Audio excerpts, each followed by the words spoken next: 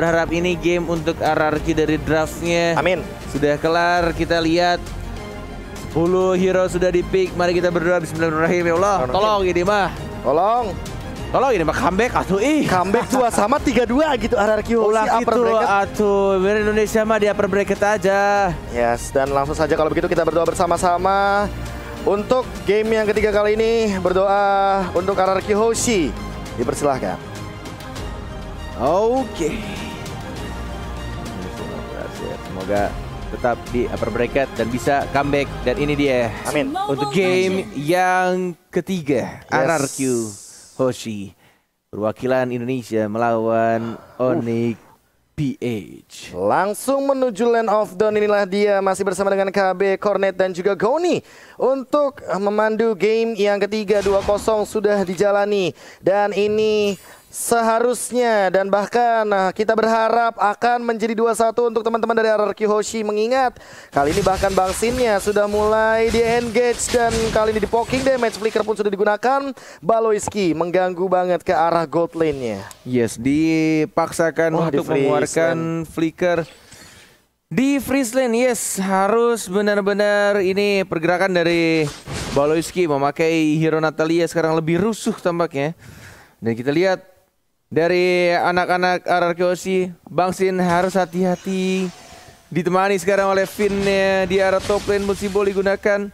Masih mencoba untuk menahan minion ya. Harusnya ini didapetin sih untuk gerobak yang kedua, jangan sampai kehilangan lagi. Karena sudah di cover juga oleh seorang Finn. Nah ini dia nggak jadi recall. Oke. Dapetin. Aman sih harusnya. Sekarang pasifnya juga didapatkan dan bahkan untuk dari gerobaknya yang paling penting, benar banget, dari goldnya yang paling tertinggi. Tapi R7 mencoba untuk men-zoning out pergerakan dari seorang Dlarsky. Yang kali ini bahkan dari Baloyski-nya perlahan-lahan menuju ke arah bottom lane. Karena di sana ada Pit Turtle juga. R7 udah mulai terlihat, bahkan Albert akan langsung menuju ke arah Skeltizard. Tapi Skeltizard-nya out of nowhere udah diamankan oleh Kairi. Aduh, sudah dibersihkan terlebih dahulu dan bahkan R7 untung saja masih bisa untuk melewati temboknya dan menuju ke arah turtle. Tapi lagi-lagi ini yang harus diwaspadai oleh anak-anak RRQ Hoshi, tanda seru merah yang sudah bermunculan. Flicker ke arah belakang dan seorang Clay-nya terkena stun dan bahkan di sini langsung satu hit kembali dan langsung di retribution. Dapetin satu first blood ke arah seorang Baloyski. Dan kali ini kayaknya nggak bakal mau di zoning out karena Onyx PH kayaknya nggak bakal berani untuk bergerak tanpa adanya Natalia dan Dire Hit. Kali ini sudah diamankan untuk ROM item dari Baloyski, Goni.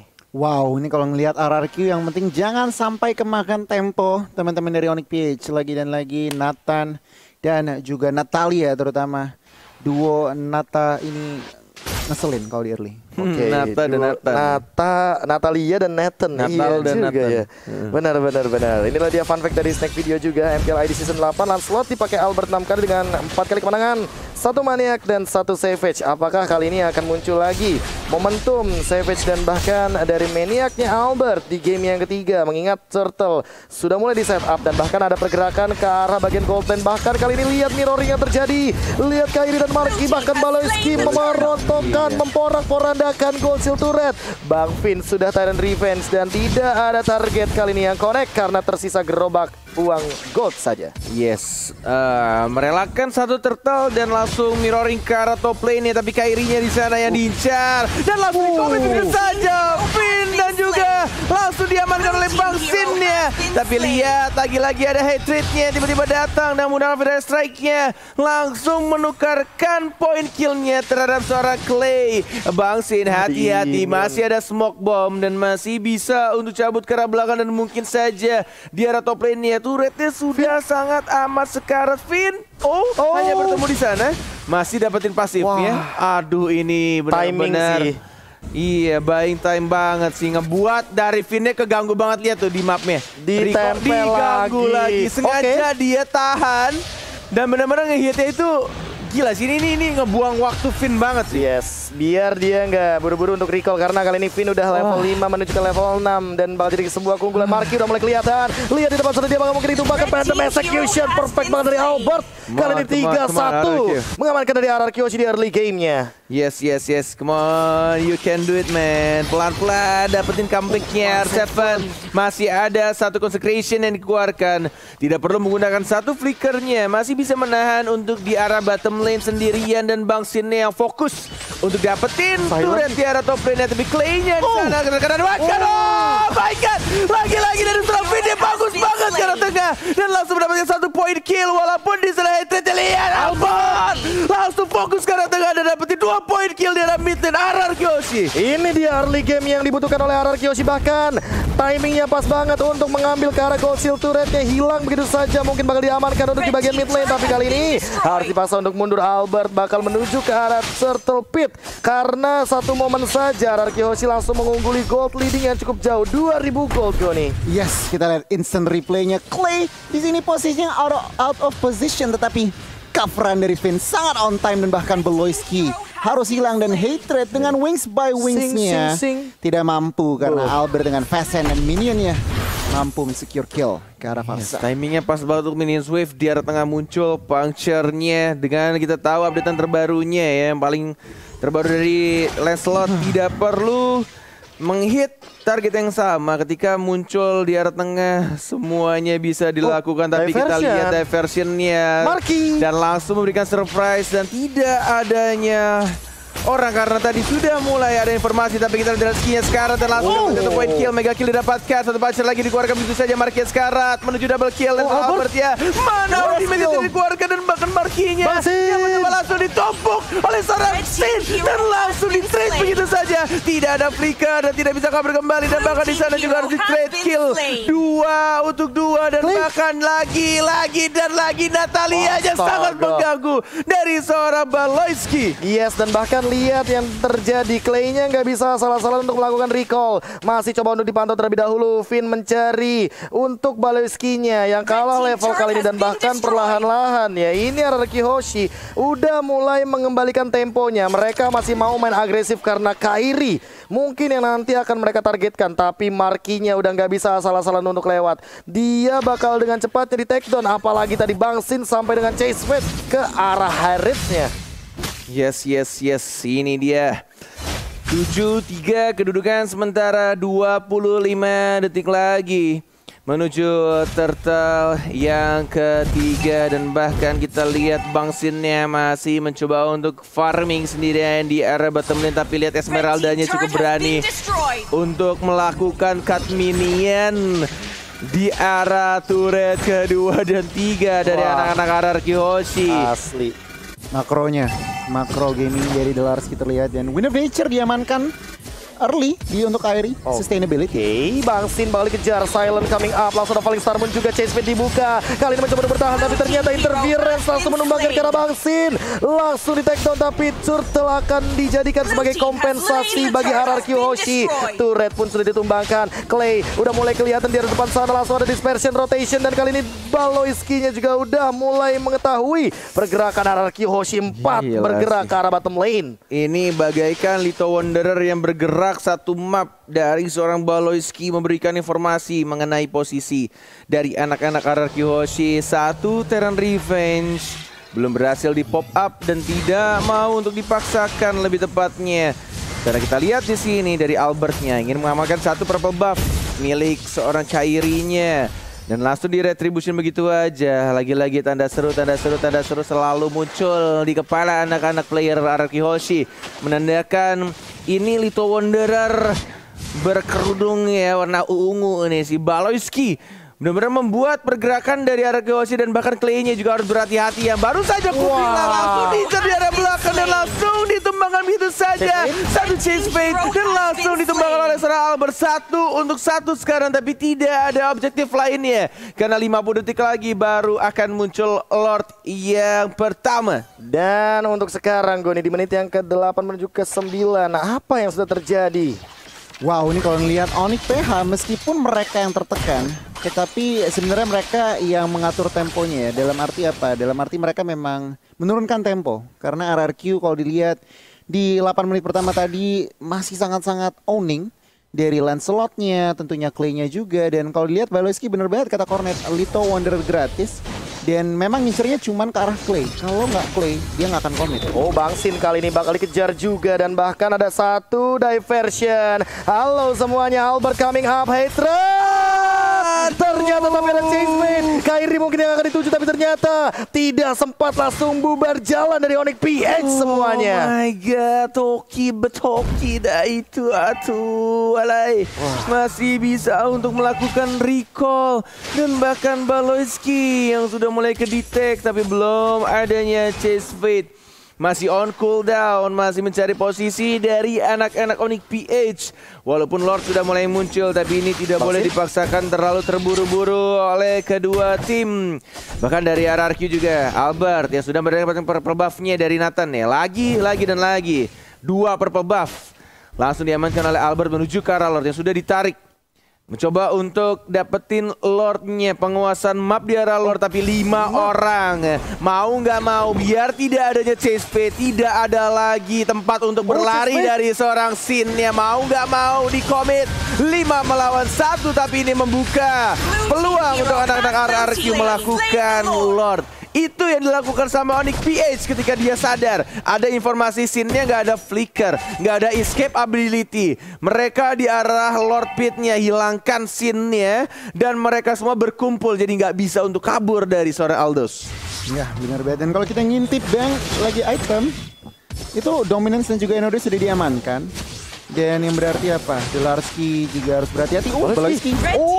Ternyata Clay menyelamatkan hari dari Albert yang hampir saja ditumbangkan. Tapi kali ini Tyrant Revenge connect ke depan. Dan lihat Larski-nya di cover dengan sangat amat cepat. Plus kali ini bahkan untuk inner mid lane turret tidak tumbang sama sekali. Marky memaksa dengan satu pergerakan defensifnya, dia di cover juga sama Hatred. Dan bahkan ingat ada Kairi di sini. Ada Nathan yang benar-benar mampu sebagai defender high ground. Marksman late game, dia clearnya cepat banget dengan super position. Benar banget, dan bahkan ini yang dilakukan oleh Onyx PH benar-benar ini pinter banget sih. Dia merelakan Lord, tapi mereka tahu apa yang harus ditukarkan ketika mereka harus kehilangan objektif Lord, dan mereka berhasil untuk mempertahankan walaupun harus kehilangan semua outer turretnya di arah atas, tengah maupun di arah bottom lane-nya.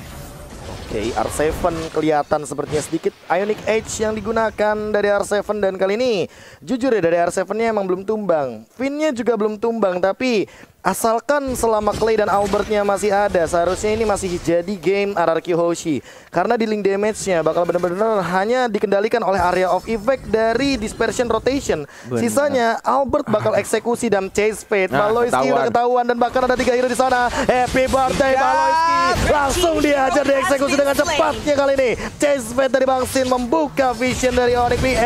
Langsung ada pergerakan ke arah belakang Kairi, tapi kayaknya nggak bakal diloncatin sama Finn. Yes, itu yang mereka butuhkan. Dan akhirnya kita lihat juga ketika dari anak-anak Onyx PH. Karena kita tahu sebenarnya simple thing sih, ini dari RRQ keunggulan menurut Cornet pribadi ya. Tim RRQ adalah permainan bush-nya atau ambush-nya, lihat yang dilakukannya.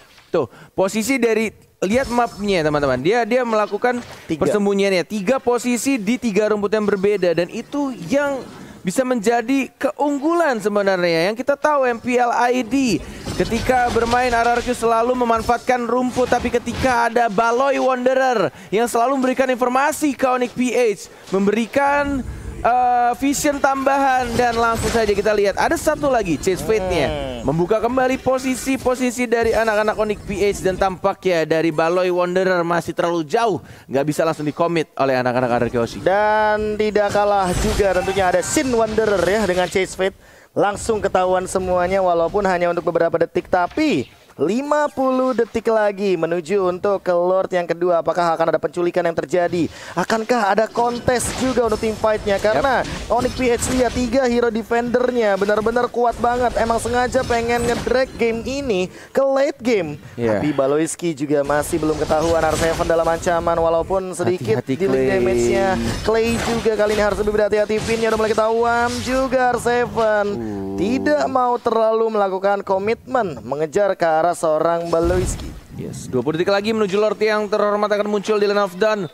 Untuk Lord yang kedua, tapi kita R7 ya masih cukup sabar, santuy aja, tidak perlu mengeluarkan satu flicker. Dan bahkan kita lihat juga di arah Lord 6 detik lagi sudah mulai muncul. Mau dipaksakan untuk dapetin Lord atau tidak? Kita lihat di zoning terlebih dahulu, dirapihkan dulu lane-nya. Dan harus ya ini Baloi Wanderer-nya ini harusnya di shutdown dulu nih. Gue udah mulai liatin pergerakan dari Natalianya yang mencoba untuk memberikan informasi mengenai posisi-posisi dari sang raja yang mungkin akan ketahuan dengan menggunakan chase fade-nya. Mau diterbangin atau tidak? Tidak, ternyata masih ditahan oleh seorang Bangsin. Dan bahkan belum ada diversion kali ini. Finnya udah mengeluarkan Tyrant Revenge. Dlarsky langsung ke-trigger dengan cepatnya. Dlarsky masih punya Purify dan bahkan ada satu Feather Asteroid membubarkan pasukan RRQ Hoshi. High ground defendernya benar-benar memporak-porandakan formasi depan. Tapi Bangsin melakukan push di arah bottom lane.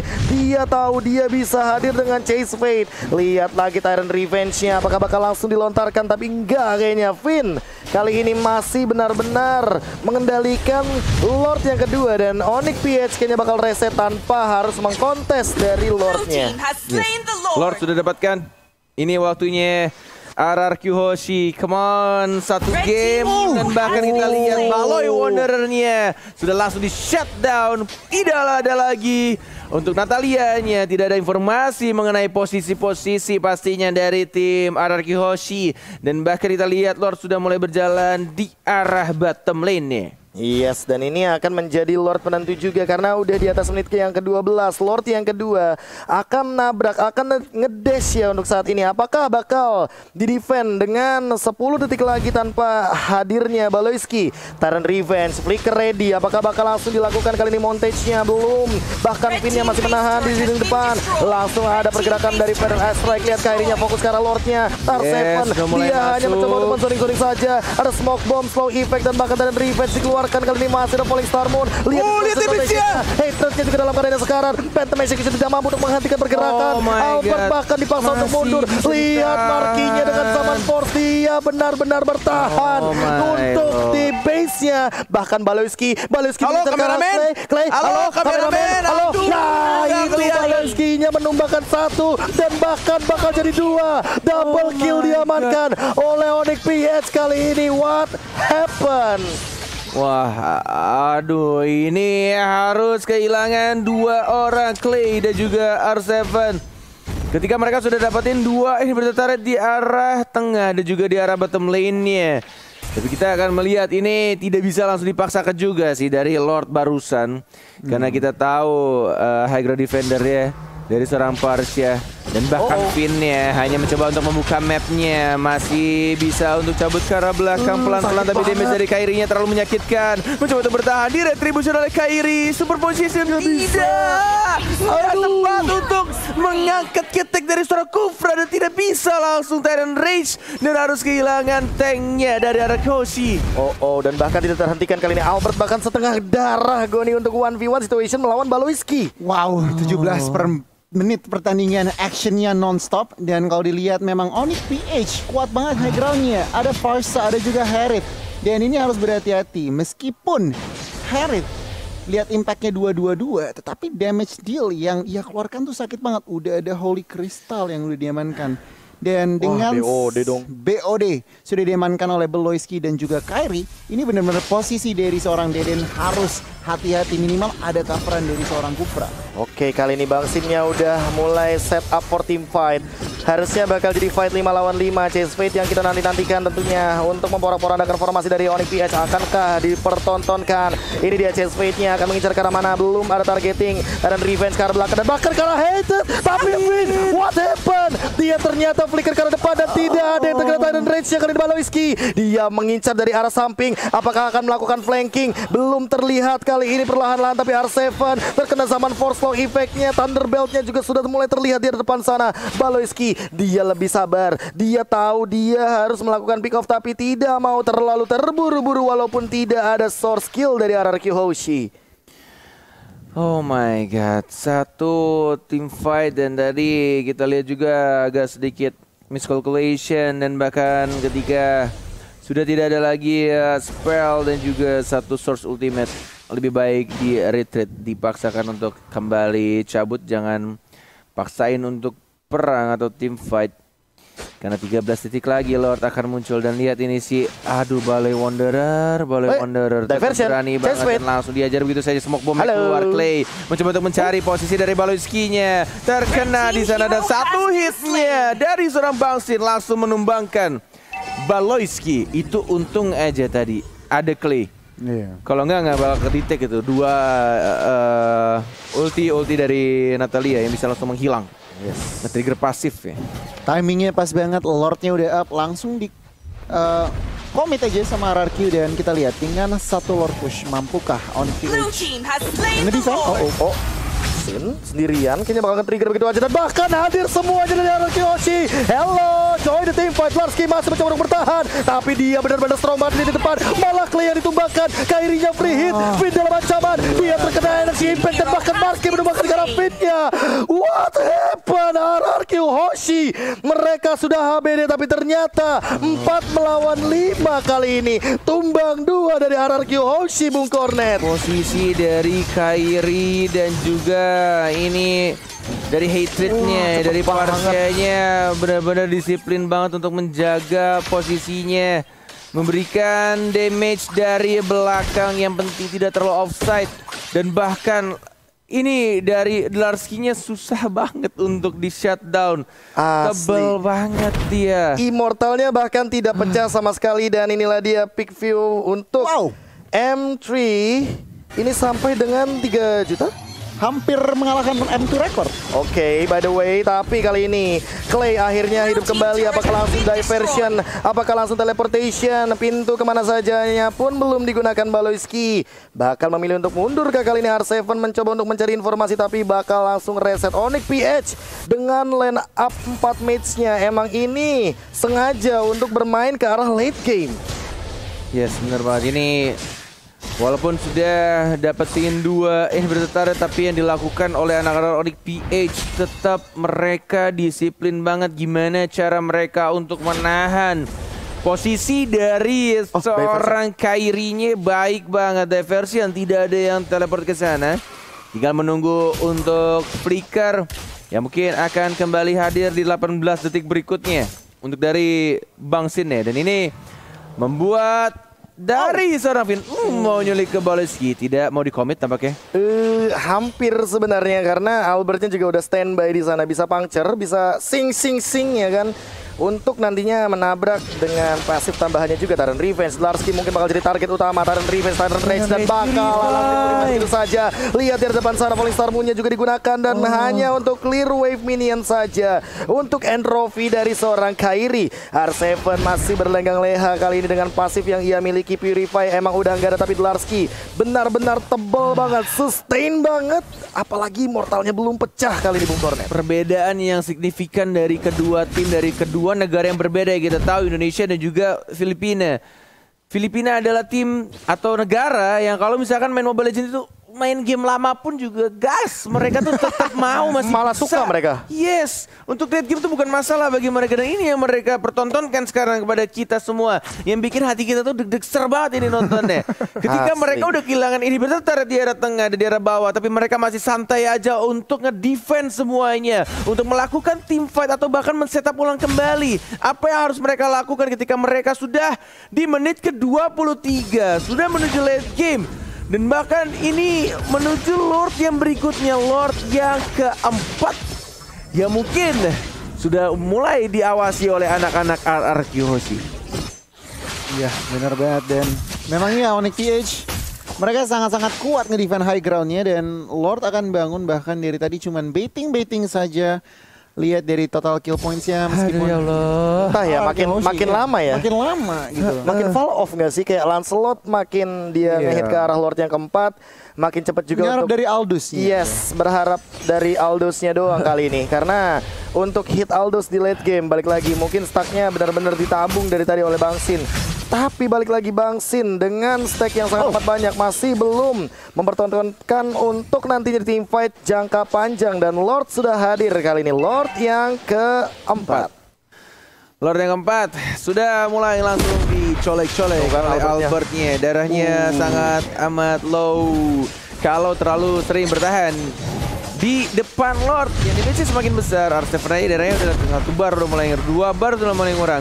Tapi ada Chase Fate sudah mulai ketahuan posisinya. Satu Tyrant Revenge keluar begitu aja ke arah Serah Esmeralda-nya. Come on, ini Lord-nya keempat. RRQ Hoshi, please come back. Kalian masih bisa melakukan comeback ini, tapi kita Sin! Outplay sangat amat baik, timingnya sangat pas, tapi kita lihat balon masih bisa kejut. Oh my god, dijuk begitu aja dan masih bisa untuk melakukan recall. Enggak ketahuan bahkan. Baloyski dia menggocek ketika masuk ke rumput, dan ternyata Clay-nya benar-benar di outplay. Kali ini lihat Kairi dengan entropinya dia balik ke arah belakang. Outplay dibalas outplay. Outplay dibalas tinju, tapi Chase Fate sudah digunakan. Bahkan lihat markinya menahan di lini depan. Tyrant Rage-nya belum dikeluarkan, dan bahkan lihat Bangsinya terjebak di depan. Narski-nya dia masih survive. Baloyski tumbang akhirnya. Tapi kali ini lihat ada Tyrant Revenge gak connect siapa-siapa. Finn-nya mencoba untuk bertahan, masih ditahan, dan Clay-nya dengan rotation dia mencoba untuk mundur ke arah belakang. Marky benar-benar mampu untuk mempertahankan dirinya, dan bahkan Bangsin harus tumbang. Winter Truncheon gak save the day, karena kali ini lihat Kairinya dia memainkan dari 6 stack super position, dan masih 1 untuk 1 Lord keempat is nothing. But kali ini Onyx PH masih mempertahankan tahtanya. Gak, benar-benar nothing, dapetin 1 inverter turret tapi benar-benar gak bisa nge-end game-nya. Dan bahkan yang dilakukan sama seorang Larski, dia darahnya sekarang, dia punya immortality tapi dia tidak mau comeback. Dia tidak mau untuk balik ke base yang isi darah, dia tidak mau, lebih baik hilangin immortality-nya. Dan mereka masih bisa untuk mempertahankan base turret-nya. 14-12 kedudukannya, goldnya masih berbeda 3,8k, tapi itu nggak penting. Karena yang paling penting adalah gimana caranya untuk nge-hit base turretnya dan dapetin kemenangan. Untuk RRQ Hoshi 20 detik lagi, Sin akan kembali hidup, mencoba untuk majuin minionnya, mencoba untuk ngerapihin minion dari anak-anak Onyx PH. Come on RRQ, harus lebih sabar lagi dan mencari timing yang pas untuk bisa langsung nge-end game-nya. Walaupun ini keadaannya sedang dipegang oleh RRQ Hoshi. Wah, ini mental game sih. Ini benar-benar tinggal mental game, gimana caranya mereka bermain di late game. Sedemikian rupa Chase Fate sudah dibuka. Clay apakah bakal diversion lagi dengan memberikan HBD surprise untuk teman-teman dari Onyx PH. Dan kali ini bahkan Kairinya sudah mengeluarkan 1 dari entropy. Finn-nya bakal diberikan space. Tyrant Revenge yang connect Tyrant Rage-nya kali ini langsung connect ke arah belakang, tapi Clay-nya ditumbangkan. Hated mencoba untuk bertahan, tapi masih ada Winter Truncheon.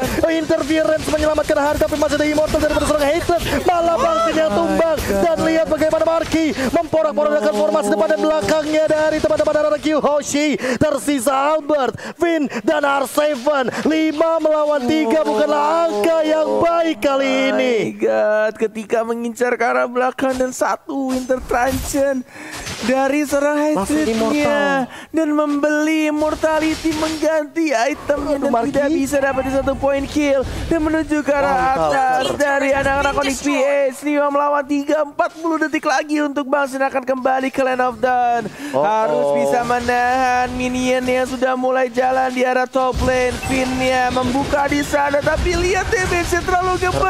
Tyrant Rage hanya untuk mendinai saja, untuk menghambat push yang dilakukan oleh anak-anak Onyx PH. R7 Albertnya sekarang langsung shutdown, langsung hilang 1 orang 3 dari RRQ Tahan di sana dari Pin yang mencoba untuk mempertahankan turret ya. Marky Dan sekarang dan menuju ke rebis turret tapi Yoshi, oh my god, langsung kali ini lihat Kairinya memaksa dengan base yang tersisa sedikit banget.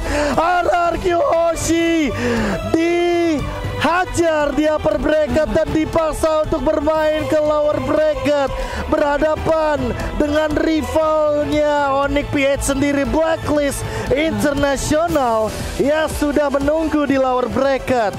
What?